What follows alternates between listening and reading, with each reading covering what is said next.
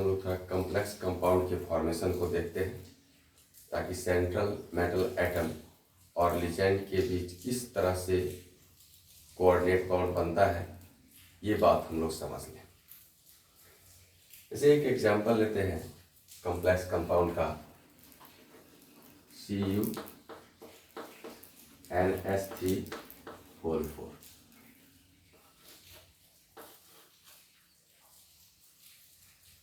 Cl2 लिख सकते हैं कंप्लीट कंपाउंड के लिए, या इसी 2Cl को हम हटा दें तो 2Cl माइनस के फॉर्म में हटेगा, तो यहाँ पर में आ जाएगा 2+, तो हम इसको आयन के रूप में लिख दिए CuNH3 2+। जैसा कि हम लोग रिडॉक्स रिएक्शन से जानते हैं कि जो चार्ज होगा, apparent charge present on the element in the given compound और ion is the oxidation number of that element. तो कॉपर का ऑक्सीडेशन नंबर यहाँ पर क्या होगा, तो हम लोग ये देखें कि NH3 पर तो कोई चार्ज नहीं, और क्लोरीन जो हटा वह एक इलेक्ट्रॉन लेकर हटा, 2 क्लोरीन के हटने से 2 इलेक्ट्रॉन रिमूव हुआ होगा, वह इलेक्ट्रॉन दिया कौन होगा, तो कॉपर दिया होगा। तो इस पर में इसका जो ऑक्सीडेशन नंबर हो जाएगा, oxidation number of copper, copper का जो ऑक्सीडेशन नंबर हो जाएगा वह किसके बराबर हो जाएगा, +2 के बराबर। जिसको ये पॉइंट ऐसे समझ में नहीं आ रहा है वो इसको इस तरह से समझे कि हम ये कंपाउंड लिए CuNH3 और इस पर 2+ चार्ज है और हमको कॉपर का ऑक्सीडेशन नंबर निकालना है। तो जिसका ऑक्सीडेशन नंबर निकालना है उसको हम X मान लेते हैं, X oxidation number of copper. और हम लोग जानते हैं अलजेब्रिक सम जो होगा, अगर वह आयन है तो उस आयन पर जो चार्ज है उसके बराबर होगा। तो Cu का ऑक्सीडेशन नंबर X, अलजेब्रिक सम का बात करें तो NH3 4 के संख्या में है और NH3 पर कोई चार्ज नहीं है, मीन्स 0 चार्ज, और ये बराबर हो जाएगा किसके, तो इस आयन पर जो चार्ज है यानी +2 के बराबर हो जाएगा। तो X इज इक्वल टू, आप क्या सॉल्व कर लिए, +2, यानी oxidation number of copper in this ion is +2।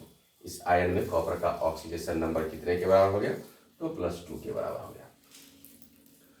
अब +2 के बराबर हुआ तो थोड़ा सा हम चलते हैं कॉपर के एटॉमिक नंबर पर। एटॉमिक नंबर कॉपर का कितना होता है, 29, और इसके कॉन्फ़िगरेशन को लिखते हैं तो क्या लिखते हैं, 1s2 2s2 2p6 3s2 3p6 4s1 and 3d10, ये उसका कॉन्फ़िगरेशन है। ठीक है, अब कॉपर से हो क्या रहा है, ये कॉपर से यहाँ पर 2 इलेक्ट्रॉन रिलीज हो रहा है, क्योंकि वह जो क्लोरीन हटा था वह एक क्लोरीन एक इलेक्ट्रॉन लेकर के हटा था और 2 क्लोरीन 2 इलेक्ट्रॉन लेकर के हटा। तो उस कंडीशन में अब जो यहाँ पर आयन होगा वह Cu पर 2+ आयन आ जाएगा। ये कैसे समझे, 2 इलेक्ट्रॉन हटा तो ऑक्सीडेशन नंबर जो यहाँ पर +2 था वो इस बात को बतला रहा था कि कॉपर पर +2 चार्ज है, और +2 चार्ज कॉपर पर जनरेट तभी होगा जब इसमें से 2 इलेक्ट्रॉन बाहर निकलेगा।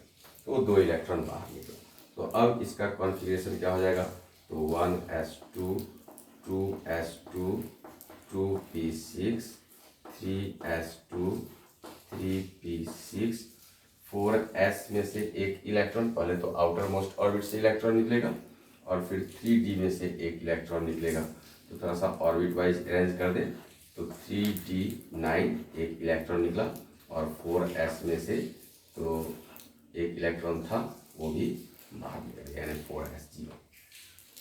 ये अरेंजमेंट है।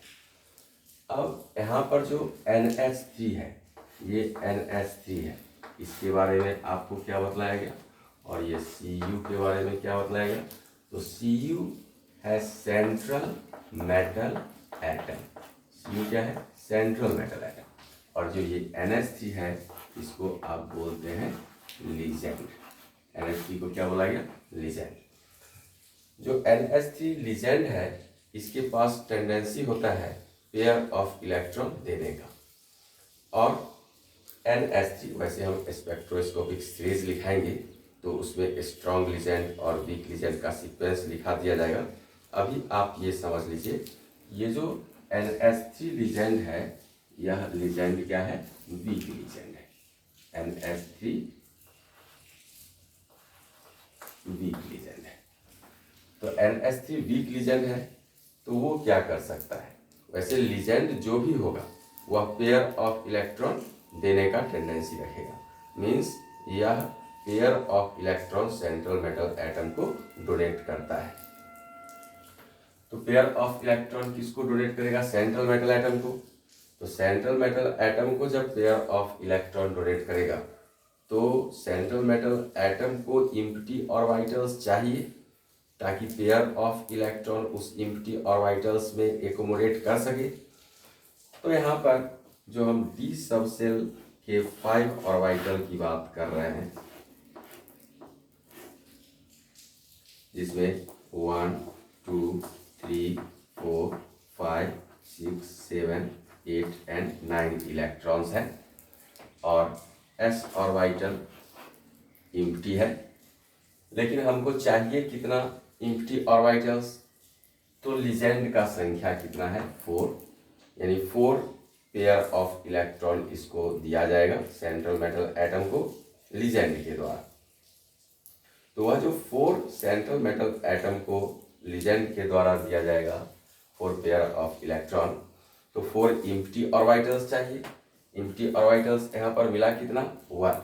जब हम लोग ऑर्बिट यहाँ पर 4th स्टार्ट कर चुके हैं तो 4th ऑर्बिट में 4p होगा, यानी 4th ऑर्बिट का बात करें तो इसमें 4p होगा जिसमें इलेक्ट्रॉन 0 है। अब इस 4p में कितने ऑर्बिटल्स हैं, तो इस 4p में जो ऑर्बिटल्स हैं वो 3 ऑर्बिटल्स हैं जो इम्प्टी ऑर्बिटल्स हैं। चूंकि यह वीक लीजेंड है तो वीक लीजेंड अनपेयर्ड इलेक्ट्रॉन जो सेंट्रल मेटल एटम में होंगे उसको पेयर करने का एबिलिटी नहीं रखता है। तो यहाँ पर जो अनपेयर्ड इलेक्ट्रॉन है ये एक अनपेयर्ड इलेक्ट्रॉन यहाँ पर है सेंट्रल मेटल एटम में, लेकिन इसको पेयर नहीं कर पाएगा। वैसे स्ट्रॉन्ग भी कोई लीजेंड रहता, जैसे पिछले क्लास में हम साइनाइड के बारे में बताए थे, Cn- जो स्ट्रॉन्ग लीजेंड था वह स्ट्रॉन्ग लीजेंड रहता तो भी इसको पेयर नहीं कर पाता, क्योंकि यहाँ पर जितने भी ऑर्बिटल्स में इलेक्ट्रॉन्स हैं सब पेयर्ड हैं। तो कहीं भी अनपेयर्ड रहता तो एक अनपेयर्ड को उसके साथ वह पेयर्ड कर देता। अब ये एक अनपेयर्ड है लेकिन किसी के साथ पेयर्ड नहीं कर सकता है। वैसे स्ट्रॉन्ग लीजेंड भी इसको पेयर नहीं कर पाता, क्योंकि कहीं अनपेयर्ड इलेक्ट्रॉन अवेलेबल है नहीं जिसके साथ यह अनपेयर्ड इलेक्ट्रॉन पेयर बना ले। और वैसे यहाँ पर वीक लीजेंड लिया गया तो वीक लीजेंड लेने का मतलब हुआ कि अगर अनपेयर्ड इलेक्ट्रॉन रहता भी तो भी वीक लीजेंड इसको उसके साथ पेयर नहीं कर पाता। तो उस कंडीशन में ये तो ऑर्बिटल्स इंक्लूड नहीं होंगे जिसमें लीजेंड अपने पेयर ऑफ इलेक्ट्रॉन को दे सके, क्योंकि यहाँ पर दो इलेक्ट्रॉन्स है, पेयर्ड इलेक्ट्रॉन है, इसमें एक इलेक्ट्रॉन है तो एक ऑर्बिटल में मैक्सिमम 2 ही इलेक्ट्रॉन रह सकता है। और सेंट्रल मेटल एटम को लीजेंड पेयर ऑफ इलेक्ट्रॉन देना चाहता है तो पेयर ऑफ इलेक्ट्रॉन तो इसके पास रखने के लिए जगह है नहीं, एक इलेक्ट्रॉन है ही। अब पेयर ऑफ इलेक्ट्रॉन देगा तो 3 इलेक्ट्रॉन तो यह रख नहीं लेगा, इसलिए ये अनपेयर्ड ही रहेगा। और अब जो सेंट्रल मेटल एटम को जो लीजेंड है NH3 कितने के संख्या में 4 NH3 ये